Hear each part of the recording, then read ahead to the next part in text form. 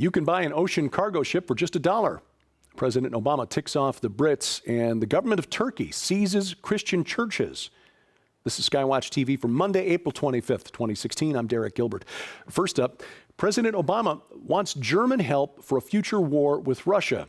According to German Economic News publication there, the president is demanding that Germany deploy its armed forces to NATO's eastern borders at Poland and the Baltic states. The newspaper reporting that the president is holding a summit meeting there today in Hanover, Germany, with the leaders of Germany, Angela Merkel, Italy's Matteo Renzi, France's François Hollande, and Britain's David Cameron. The objective reportedly to create a military force of the 5 nations in NATO countries bordering on Russia. Now, in addition, after the nuclear deal with Iran, which was ostensibly to keep Iran from developing nuclear missiles, the U.S. is not ending but rather expanding its deployment of anti-ballistic missiles in Eastern Europe, which makes it kind of obvious that the goal was not to defend against Iran, but against Russia all along. Now, of course, Russian President Vladimir Putin not happy about it. Back in January, he called out President Obama over this deployment. Now, the question here, not being asked by Western media, at least not that I've seen, is why is the United States pushing this confrontational approach with Russia? Remember last week, the USS Donald Cook was buzzed by a Russian Su-24, but you have to make clear that it was only 70 miles away from a Russian Navy base at Kaliningrad and was in the middle of military exercises while it was doing so. Now, ask yourself, would you be just a little bit disturbed if a Russian destroyer carrying its top-of-the-line air defense system was conducting military exercises 70 miles off the coast of, say, Charleston, South Carolina, or San Diego? Well, President Obama also managed to irritate the Brits over the weekend. The United Kingdom is voting on Brexit, or British exit from the European Union. That vote scheduled for June 23rd. Well, the president said that if Britain leaves the Union, it will be at the back of the queue for future trade deals with the United States. Needless to say, many Britons were not pleased by this thinly veiled threat. Supporters of Brexit actually furious that the president would presume to lecture them on their internal affairs. London Mayor Boris Johnson, who's rather outspoken, to say the least, said that Obama's lecture may reflect the part Kenyan president's ancestral dislike of the British Empire, as Kenya was part of until the early 1960s. Well, the pro-Brexit supporters in the UK may be correct. It's come to light that plans for a United States of Europe have been drawn up behind Britain's back. A document signed by government officials from Germany, France, and Italy, and Luxembourg last September call for creating a union of the European states. This new superstate would take central control over the economy, social and cultural affairs, and security and defense policy. The paper says that concrete proposals will be drawn up next month in advance of the British vote on Brexit. This revelation, a bit of a blow to UK Prime Minister David Cameron, who is pushing British voters to vote to stay in the European Union. He's been trying to reassure them that remaining in the EU would not be a threat to British independence and sovereignty. The president also met with leaders of the Arab Persian Gulf nations over the weekend, on Friday actually. One report indicates that the president was not able to convince the leaders of the Gulf Cooperation Council to go along with his Middle Eastern policy. For their part, Saudi Arabia, Kuwait, Qatar, Oman, Bahrain, and the United Arab Emirates were not able to persuade President Obama to go along with their proposals, which included American F-35s to counter Iran's growing missile threat, and for the U.S. to stop cooperating with Russia in working toward a political solution to the civil war in Syria, and to cooperate with the GCC in overthrowing Syria's President Bashar al-Assad. Well, Obama refused, and so it appears that his last meeting with the Arab leaders of the GCC ended without a single agreement, which isn't necessarily a bad thing, given that they basically want the U.S. to be their hired muscle in taking out their enemies in the Persian Gulf region, namely Syria and Iran. The biggest losers in Syria's civil war are the people of Syria, and especially the Christians.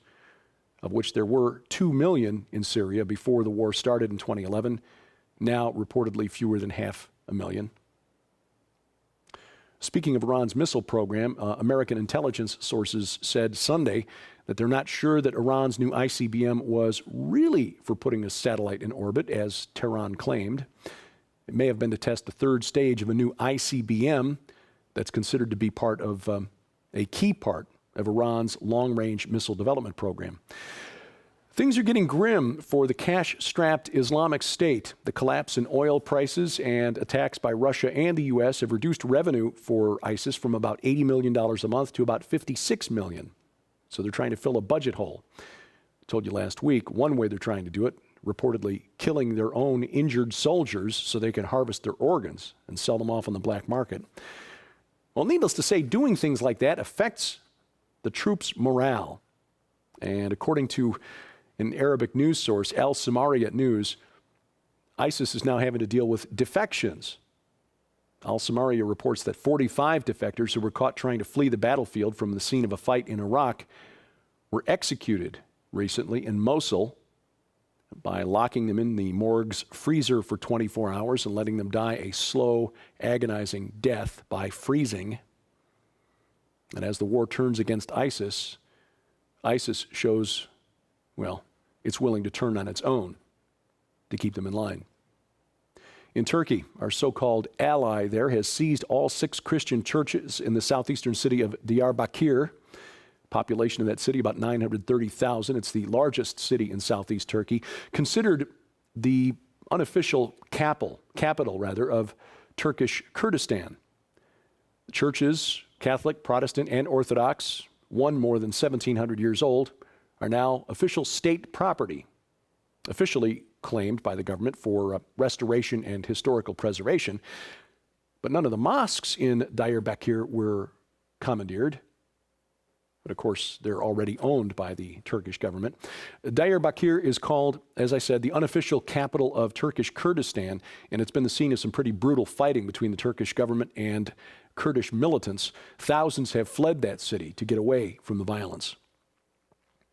Now, some economics news, and I talk about economics periodically because that is something that affects all of us, and there are some troubling signs on the horizon. I try not to get too sensationalist with predictions of gloom and doom, but there are things that when they catch my attention, I want to pass along to you. And frankly, if we are prepared, if and when things do really hit the fan, to witness to others by having extra that we can share with people in need, that's to the credit of our Savior. Well, here's a story I didn't expect to see when I got up this morning. The Bank of Japan, the central bank in Japan, has been buying up ETFs, or exchange-traded funds, as part of its stimulus plan to get the Japanese economy rolling again.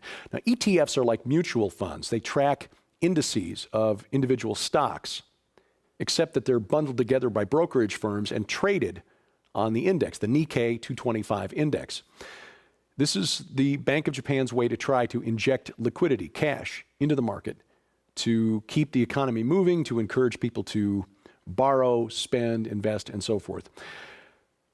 The Bank of Japan has been buying up about $27 billion worth of ETFs a year as part of this stimulus plan. And the Bank of Japan, in so doing, has become one of the 10 largest shareholders in 90% of the companies traded on the Nikkei 225. 200 out of the 225 companies, when you list their top stockholders, the Bank of Japan is among the top 10. The Bank of Japan is already the largest owner of sovereign debt, bonds issued by the government of Japan. It owns over a third of government debt in Japan. Most of those bonds now, issued by the government of Japan, are now trading at a negative value. In other words, investors are essentially paying for the privilege of lending money to the Japanese government. The Bank of Japan now also owns more than half of those ETFs, exchange-traded funds, traded through the Nikkei 225. The bank's benchmark lending rate, the rate it charges member banks in the Bank of Japan system, is now negative, to encourage those banks to borrow money from the Bank of Japan and then turn around and lend it out and inject more money into the economy, get people spending and buying again. But it's not working. The economy is stagnating. The Nikkei index, even with all of the purchases of those ETFs by the Bank of Japan, has dropped over almost 8.5% so far this year. And yet, even with the evidence that the bank's stimulus plan isn't working, lawmakers in Japan may vote to double down on this purchase plan as early as Thursday of this week, increase the number of ETFs purchased by, or the value of the ETFs purchased by the Bank of Japan to about $63 billion a year. Vote coming up on Thursday. Now, at that rate, the Bank of Japan could become the #1 shareholder in about 40 of the 225 companies on the Nikkei index by the end of next year. Now look, Japan already has a debt to GDP ratio of 211%. The Bank of Japan has already cornered the market on government bonds and is in the process of cornering the market of stocks, corporate stocks in Japan. Why would any investor in their right mind put any money into any Japanese company right now when the value of those stocks has been so distorted by the central bank's purchasing of those stocks? Not only this, it removes any incentive for corporations in Japan to get their business plan in order because they know the Bank of Japan is the backstop. The Bank of Japan will keep buying their stocks and driving up the value regardless of how well the company does. So now here's a bigger question for us Americans. How does the Federal Reserve likewise distort the American economy? The answer, we don't really know. Because unlike the Bank of Japan, which publishes all this information, the Federal Reserve doesn't like to open its books. Now, we do know, thanks to an inspector general who was tasked with looking at the Toxic Asset Relief Program, TARP, the bank bailout from 2007, 2008. We do know that the government's commitment to bail out the banks was not the $700 billion they told us and that Congress voted on. Their commitment to bail out the banks was actually $16.8 trillion. That's trillion with a T. And not just American banks, but banks all over the planet benefited from the Federal Reserve. Basically, central banks, not just the Fed or the Bank of Japan, but the European Central Bank and the individual central banks in and around Europe, there are a number of others that are already in negative interest rate territory as they try to stimulate their economies. They appear to have become risk-free hedge funds, betting on stocks, betting on bonds, and if those investments begin to lose money, who cares? They can print more. The problem is, at some point, as the example of Japan shows, at some point, these central banks will corner the markets in their respective nations on bonds and on stocks, and there will be no more assets for the bank to purchase in order to stimulate the economy. Or investors will wake up, realize the emperor has no clothes, and pull their money out of the market because you can't trust the stock's valuation anymore because of the manipulation and distortion caused by the participation of the central bank. Or the bank will at some point try to shrink its balance sheet and sell off all of these assets that they've accumulated. In Japan, again, that's more than half of the equities traded on the Nikkei index and a third of the total government debt market, Japanese bond market. They try to dump all those at once, prices would crash. Any way this works out, it doesn't appear to this observer that there is a good ending for this. The only course of action for you and me is to get out of debt as quickly as we can and begin to store up food that will stay fresh for a long, long time. A couple more bits of economic news. Halliburton, the big oil field services company, the one that Dick Cheney once served as its CEO, announced Friday that it's cutting about a third of its global staff, losing boatloads of money as the price of oil continues to be low. And it is now cheaper to buy a bulk freight cargo ship than a cup of Starbucks coffee. A company called Goldenport, shipping company in the UK, one of the last shipping companies still listed on the London Stock Exchange, has delisted from the exchange as its stock is now trading below £1. Sold off its 8 remaining cargo ships for $1. The company's CEO said that the economic slowdown in China, combined with an oversupply of cargo ships built during the last boom, means the cost for hiring a ship is now below operating expenses. This is why we keep an eye on what's happening around the world so that you can be prepared. Not to give a spirit of fear, but just to be prepared. And we're expanding our offerings, both on the internet and our SkyWatch TV channel on Roku. New programs there include Into the Multiverse, of course, Sci Friday now with its own program. And if you've not yet seen the first 2 installments of SkyWatch Women, Sharon Gilbert, my best friend, my wife, conducting interviews with the ladies who will be part of SkyWatch Women when it debuts later this fall. Some one-on-one interviews to find out more about their lives and their ministries. If you've not yet added the SkyWatch TV channel to your Roku account, log on to skywatchtv.com/Roku. And we've also got a portable option for you, which is the SkyWatch TV podcast, available now through Blog Talk Radio. But you'll find a link at the very top menu bar at skywatchtv.com with links to subscribe, whether it's through iTunes or some other podcatcher. We're in the process of getting it approved by the iTunes store, and as soon as that happens, we will let you know. But again, if you formerly subscribed to the original SkyWatch TV podcast, you will need to update the information. And again, that information, those instructions posted at the SkyWatch TV website, skywatchtv.com, then look in the menu bar at the top of the page for podcast. This week on SkyWatch TV, we announced something new and exciting, the SkyWatch TV magazine. First issue coming out in early July. And for 60 days, and this clock is now ticking. For the first 60 days, early subscribers can buy the magazine and get 5 years for the price of 3. But you also get some bonuses. A DVD of the best interviews from SkyWatch TV in 2015, including Chuck Missler, Steve Quayle, Chris Pinto talking about the mystery of the Georgia Guidestones. All part of that. And you'll be the first to receive the brand new book from Defender Publishing, I Predict What 12 Global Experts Believe You'll See by 2025.